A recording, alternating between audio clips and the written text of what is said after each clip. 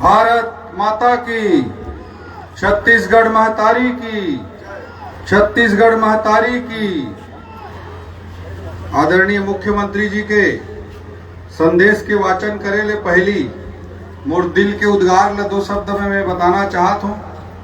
आप मन के बीच में पहली भी अलग अलग रूप में मोला काम करे के जिला में, जांजगीर चांपा जिला में अवसर मिले रही से, और आप सब जन से जब भी चेहरा देखता हूँ तो मोला ऐसे लगते कि अपन के पुराना साथी मन मिल गई है। और जब भी मैं यहाँ आता हूँ तो ऐसे लगते मोर दूसर गृह ग्राम में, मोर दूसर गांव में आए हूँ। तो मोर भावनाएं आगे में आदरणीय मुख्यमंत्री जी के संदेश के वाचन करत हूँ। देश के 78वें स्वतंत्रता दिवस पर सभी छत्तीसगढ़ वासियों को हार्दिक बधाई।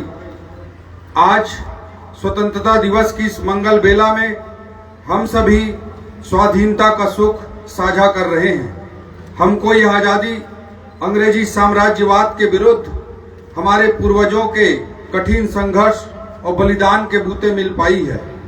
यह आजादी हमें देन है शहीद गेंद सिंह, शहीद धुरवा राव, शहीद यादव राव, शहीद वेंकट राव, वीर गुंडाधुर, शहीद डेवरीधुर, शहीद आयतू महारा, शहीद वीर नारायण सिंह जैसे हमारे अनेक ऐतिहासिक नायकों की, जिन्होंने अदम्य साहस का परिचय देते हुए जनमानस में स्वाधीनता की अलख जगाई।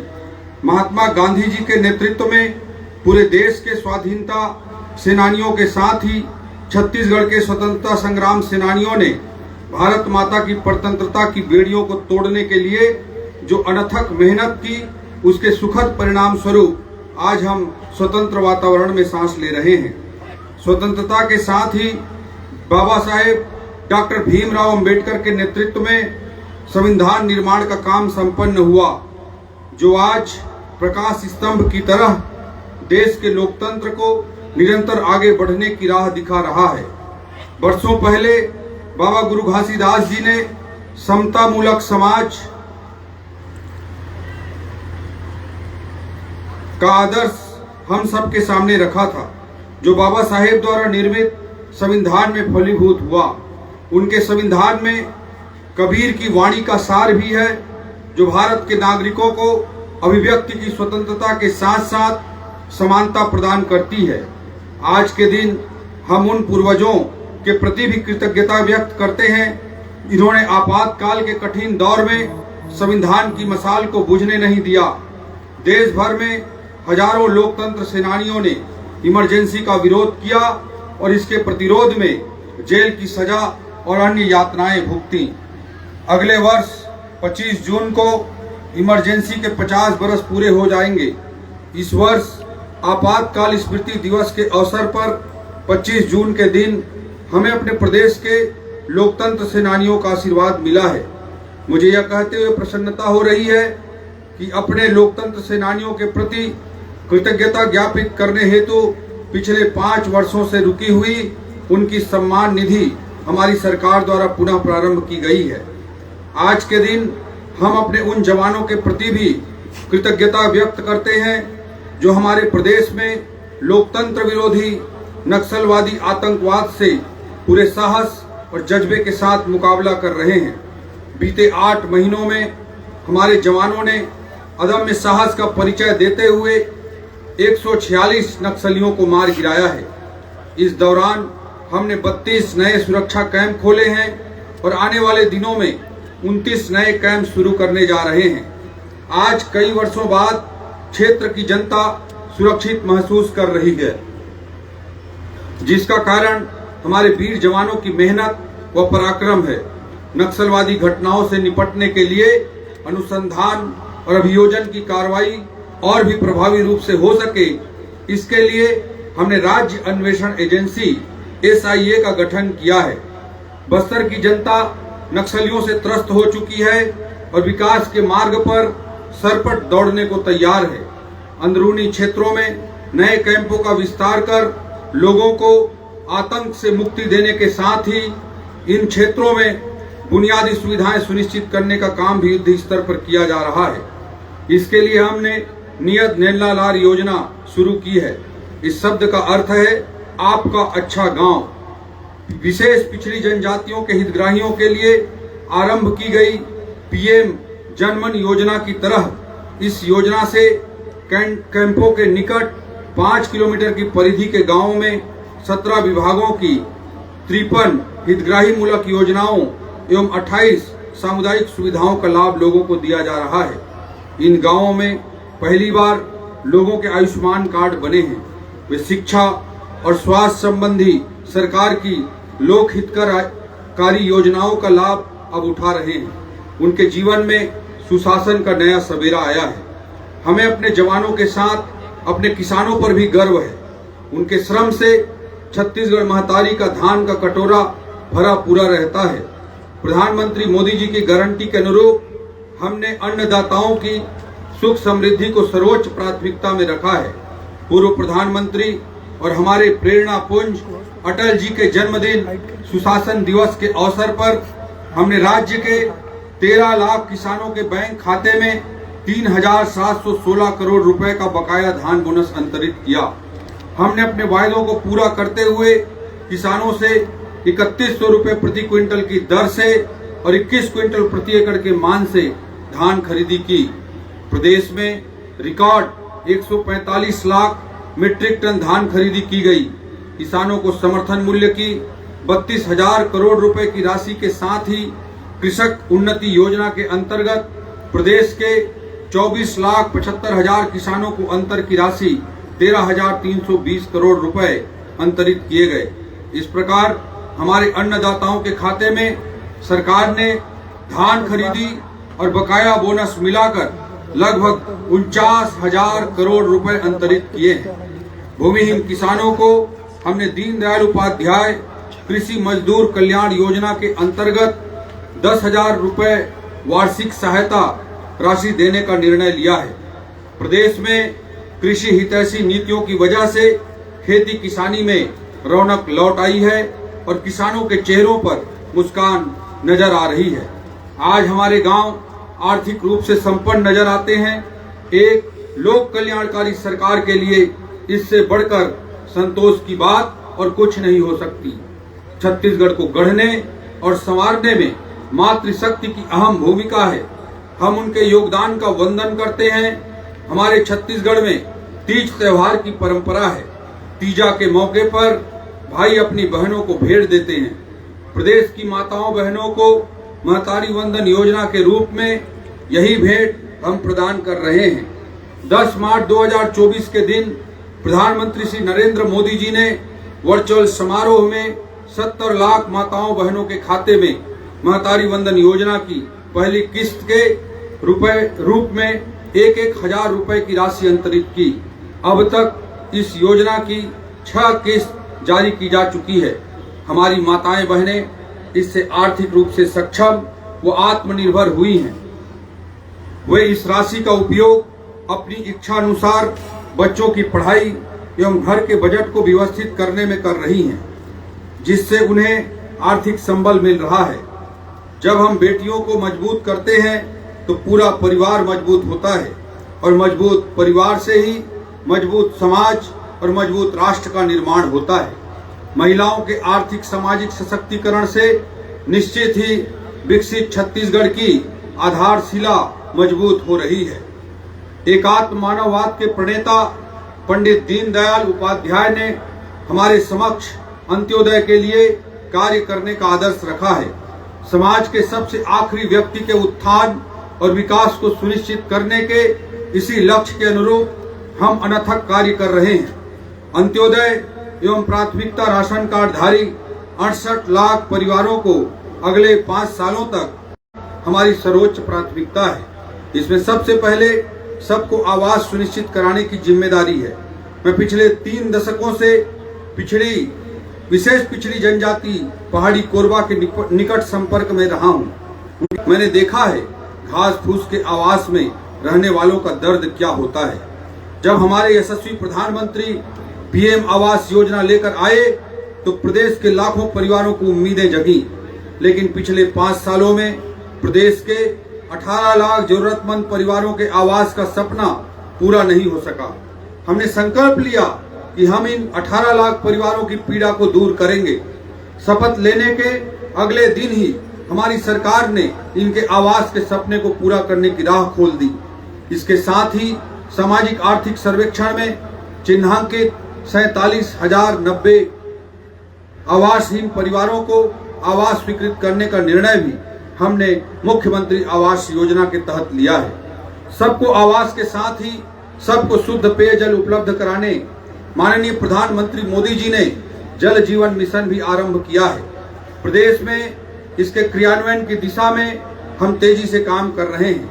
इसके लिए हमने 4500 करोड़ रुपए का बजट रखा है।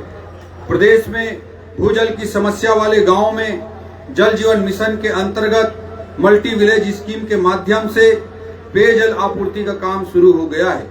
फिलहाल राज्य के 18 जिलों में 70 मल्टी विलेज योजनाओं का काम आरंभ हो गया है। हमने छत्तीसगढ़ में 50 लाख ग्रामीण परिवारों को नल कनेक्शन प्रदान करने का लक्ष्य रखा था। मुझे खुशी है कि इसमें 39,31,000 परिवारों में हम नल कनेक्शन उपलब्ध करा चुके हैं। हमारे ग्रंथों में सर्वे संतु निरामया की कामना की गई है। किसी तरह की बीमारी हो जाने पर सबसे ज्यादा चिंता आर्थिक रूप से कमजोर लोगों को उठानी पड़ती है। इसे देखते हुए प्रदेश में आयुष्मान भारत, प्रधानमंत्री जन आरोग्य योजना के साथ ही शहीद वीर नारायण सिंह स्वास्थ्य योजना लागू करने का निर्णय लिया गया है। इन दोनों योजनाओं से छत्तीसगढ़ के 77,20,000 परिवारों को 5 लाख रुपए तक निःशुल्क स्वास्थ्य सेवाओं का लाभ मिल रहा है। वन अधिकार पत्र धारकों की मृत्यु हो जाने के पश्चात उनके वारिसों को वन अधिकार पत्र हस्तांतरित करने की प्रक्रिया का उल्लेख वन अधिकार नियमों में नहीं था। इस वजह से नामांतरण, सीमांकन, खाता विभाजन जैसे राजस्व संबंधी कार्य संभव नहीं थे। हमने अपने जनजाति और वनवासी भाइयों की पीड़ा को समझा। हमारी सरकार द्वारा उनके वारिसों को वन अधिकार पत्र हस्तांतरित करने का प्रावधान किया गया है। अब वन अधिकार पत्र धारण करने वाले हमारे जनजाति और वनवासी भाइयों के लिए सीमांकन, नामांतरण, खाता विभाजन जैसे कार्य सहज हो गए हैं। इन वन अधिकार पत्रों को डिजिटलाइज भी किया गया है। जनजातीय क्षेत्रों में वन धन केंद्रों के माध्यम से माननीय प्रधानमंत्री जी ने वनोपज संग्राहकों की आर्थिक तरक्की की नई राह खोली है। हमारी सरकार ने राज्य के तेंदुपत्ता संग्राहकों की पारिश्रमिक दर को 4,000 रुपए प्रति मानक बोरा से बढ़ाकर 5,500 रुपए कर दिया है। साथ ही तेंदुपत्ता संग्रहण समय सीमा में भी वृद्धि की गई, जिससे हमारे भाई बहन अधिक समय तक तेंदुपत्ता संग्रहण कर बढ़ी हुई आय अर्जित कर पा रहे हैं। इस साल 13,05,000 तेंदुपत्ता संग्राहकों को 855 करोड़ 80 लाख रुपए का भुगतान किया गया है। इनकी संख्या पिछले वर्ष की तुलना में 1,72,000 अधिक है। युवा हमारे भविष्य हैं। युवाओं को रोजगार के बेहतर अवसर मिले, उनकी उद्यमशीलता को बढ़ावा देने के लिए उपयुक्त वातावरण हो, इसके लिए हम प्राथमिकता से कार्य कर रहे हैं। हमारी सरकार यह मानती है कि भर्ती प्रक्रियाओं में की गई अनियमितताएं होनहार युवकों को रोजगार के अवसर से वंचित करती ही रही हैं। साथ ही इससे सिविल सेवा की गुणवत्ता पर भी दुष्प्रभाव पड़ता है। हमारी सरकार द्वारा राज्य सिविल सेवा परीक्षा 2021 में हुई अनियमितता की जांच सीबीआई से कराने का निर्णय लिया गया। हम युवाओं के लिए समान अवसर और पारदर्शी परीक्षा प्रणाली प्रदान करने के लिए कृत संकल्पित हैं। यूपीएससी जैसी परीक्षाओं में हमारे युवाओं की सफलता दर बढ़े, इसके लिए आदिम जाति एवं अनुसूचित जाति विभाग द्वारा नई दिल्ली में संचालित यूथ हॉस्टल में यूपीएससी की तैयारियों के लिए व्यवस्था की गई है और अभ्यर्थियों के सीटों की संख्या को 50 से बढ़ाकर हमने 185 कर दी है। अब सिविल सेवाओं की तैयारी के लिए अनुसूचित जनजाति, अनुसूचित जाति एवं पिछड़ा वर्ग के चयनित युवा पूर्णतः निःशुल्क कोचिंग प्राप्त कर सकेंगे एवं दिल्ली में कहीं भी निवास करने पर उनको निर्धारित स्टाइपेंड भी प्राप्त होगा, जिससे उन्हें किराए के लिए भी प्रतिपूर्ति प्राप्त होती रहेगी।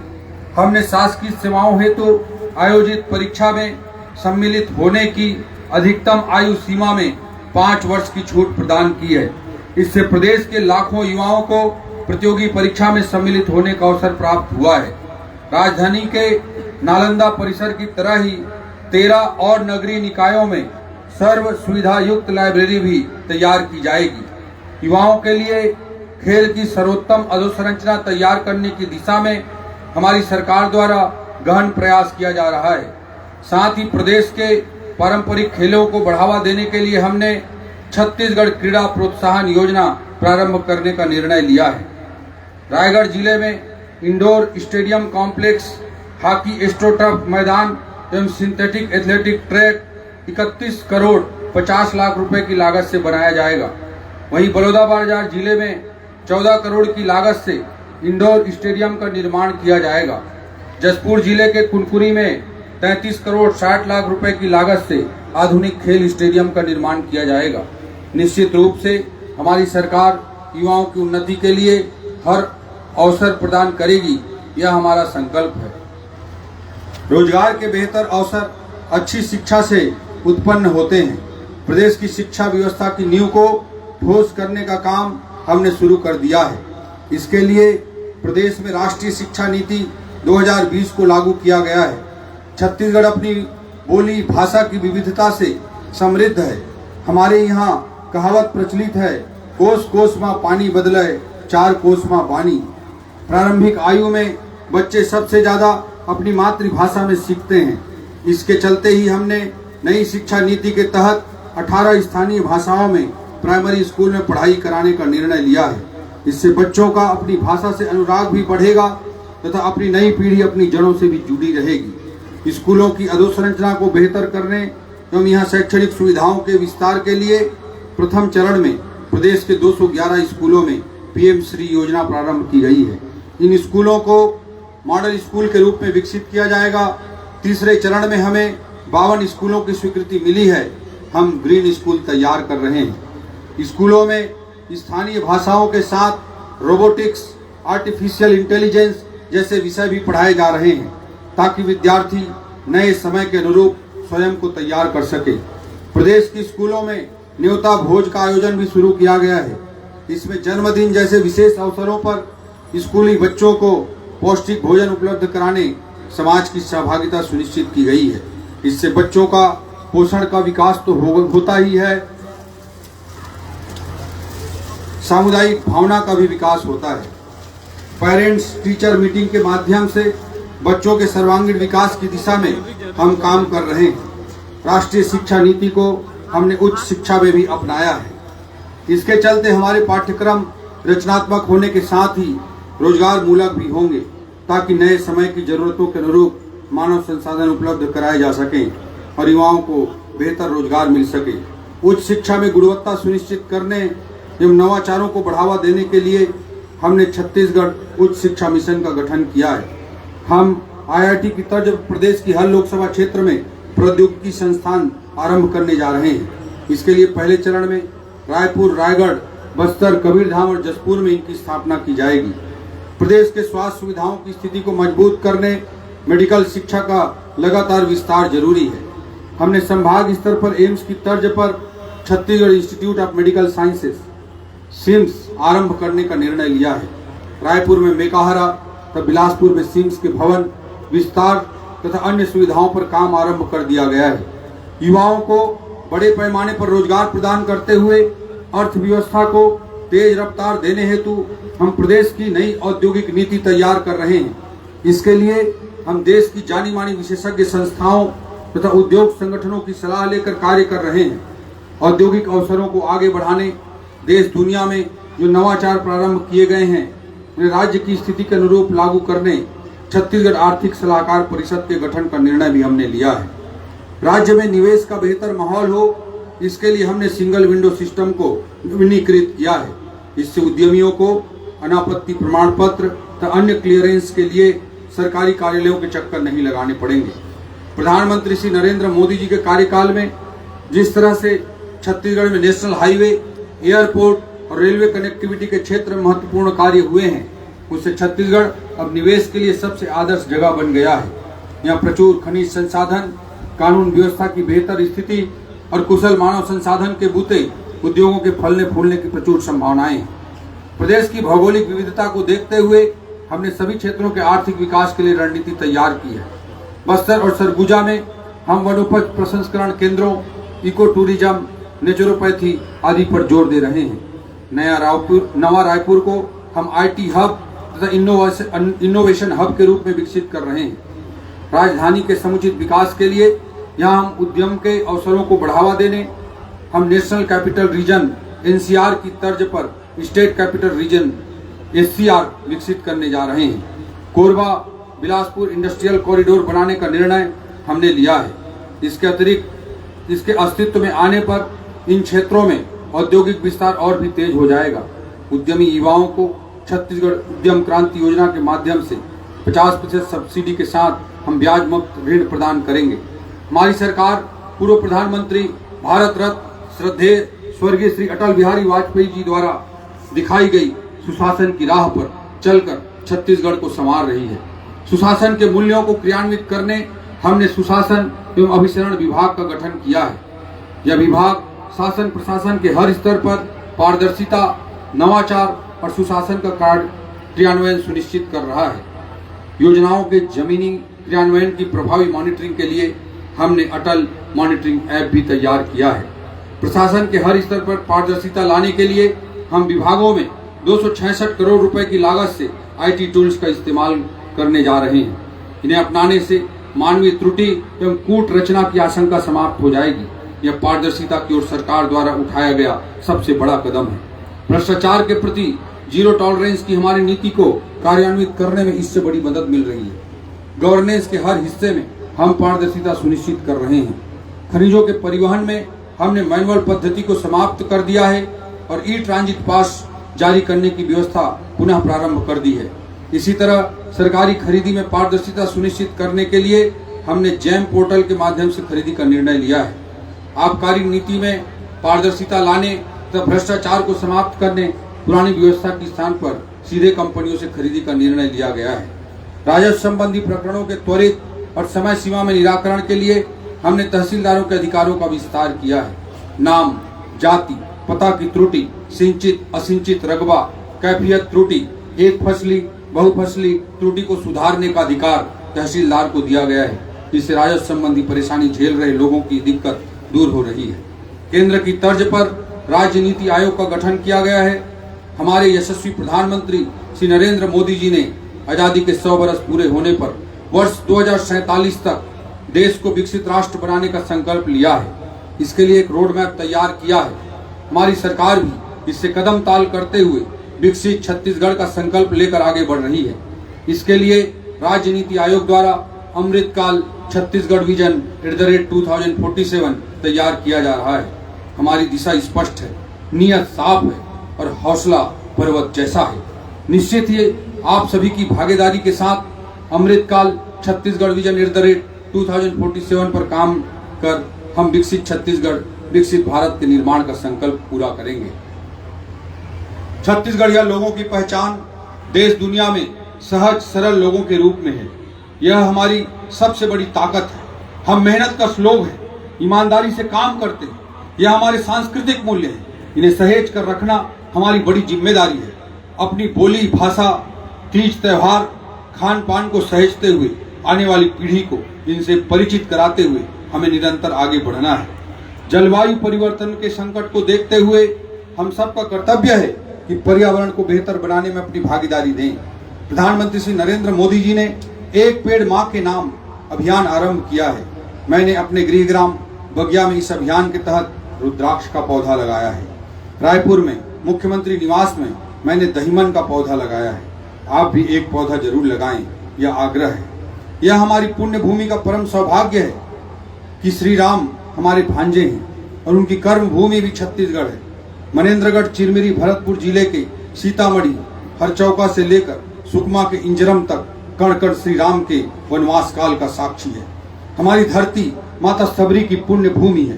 पवित्र शिवरी नारायण धाम में उन्होंने अपनी अगाध श्रद्धा से जूठे बेर प्रभु श्री राम को खिलाए थे।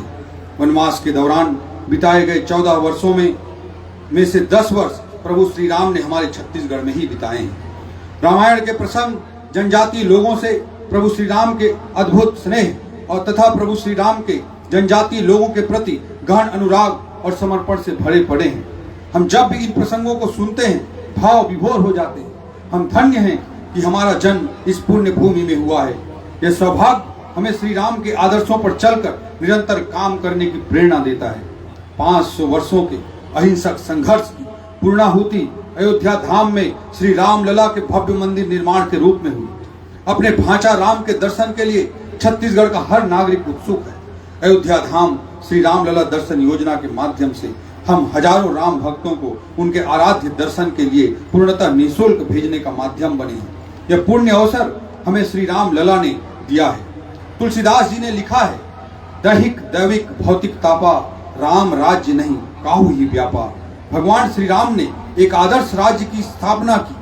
आप सभी के सहयोग से अपने संपूर्ण सामर्थ्य के साथ काम करते हुए छत्तीसगढ़ को सुखी समृद्ध राज्य बनाने की दिशा में हम काम करेंगे। बहनों एवं भाइयों, लोकतंत्र में भरोसे का संकट सबसे बड़ा संकट होता है। यह तंत्र निश्चित ही जनता का अपने प्रतिनिधियों पर भरोसा कायम रखने से ही चलता है। कार्यभार संभालने के बाद हमारी सबसे बड़ी चुनौती इसी भरोसे को बहाल करने की थी। हमें इस अवसर पर यह कहते हुए संतोष हो रहा है कि हमारी सरकार ने आपसे किए अधिकांश बड़े वायदों को पूरा कर इस विश्वास को फिर से स्थापित किया है। हमारे संविधान निर्माताओं का सपना ऐसे ही मजबूत लोकतंत्र का था, जहां जनता और उनकी चुनी सरकार भरोसे की ऐसी मजबूत डोर में बंधी रहे। वास्तव में यह लोकतंत्र का मजबूत रक्षा सूत्र है, जिसे कभी भी किसी भी लोक सेवक को कमजोर नहीं करना चाहिए। हमारे राज्य निर्माता भारत रत्न पूर्व प्रधानमंत्री श्रद्धेय स्वर्गीय अटल जी ने छत्तीसगढ़ का निर्माण प्रदेश के व्यापक आर्थिक विकास एवं प्रदेश की सुंदर संस्कृति के संरक्षण के लिए किया। हमारा दायित्व है कि हमने ही बनाया है, हम ही संभालेंगे के संकल्प के साथ प्रदेश के नवनिर्माण के महती कार्य में पूरी लगन से जुटकर अटल जी का सपना साकार करें। स्वतंत्रता दिवस का यह दिन हमें स्मरण कराता है कि हमें मिली आजादी बहुमूल्य है। पूर्वजों ने कठिन संघर्ष और बलिदान देकर स्वतंत्रता की विरासत हमें सौंपी है। हमारे पूर्वजों ने भारत माता को स्वतंत्रता की बेड़ियों से आजाद कर देशभक्ति की अनुपम मिसाल प्रस्तुत की है। विकसित भारत के निर्माण में अपनी सहभागिता प्रदान कर देश को संवारने के अनुकरणीय कार्य में अपना योगदान देकर हम पूर्वजों की इस परंपरा को आगे बढ़ाने का यश हासिल कर सकते हैं। यही हमारा कर्तव्य भी है। आप सभी को पुनः स्वतंत्रता दिवस की बधाई। राम राम, जय जोहार, जय भारत, जय छत्तीसगढ़। बहुत बहुत धन्यवाद माननीय